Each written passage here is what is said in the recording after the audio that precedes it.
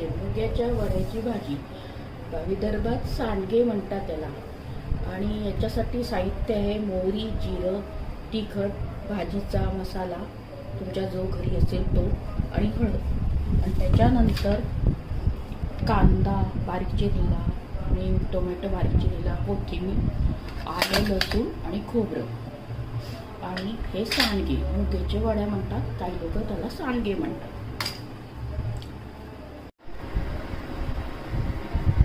सांडगे पुन्हा परतून घेणे चांगले ब्राऊन ते लवकर शिजतात. ते असे तेलात परतवल्यावर ते असे दिसतात. आता थोडं तेल टाकून टाकला की थोडं मी कांदा टाकतो. कांदा तुला चांगला परतू करेन.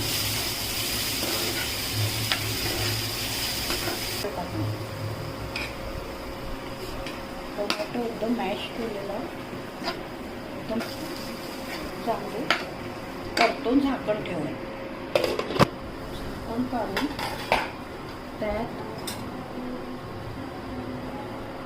लाल तिखट, घरचा मसाला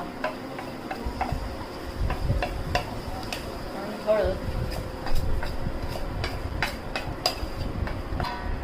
असं सगळं परतून घेऊन 2 मिनिटं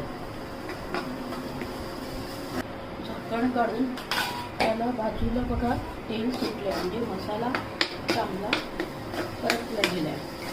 म्हणजे जर तुम्ही मसाला चांगला परता ती भाजीची चव वाढते.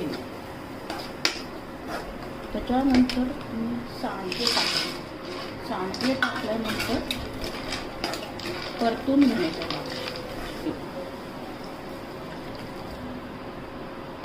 तुम्हाला जसं जेवढा रस्सा उकळतो तेव्हा ही खोबरं, लसूण, आलं याची पेस्ट केली ती टाकणी आणि मग त्याला परत 1-2 मिनटं उकळी येऊ दे. त्याचा सगळा टाकून झाली मुगे वड्याची भाजी.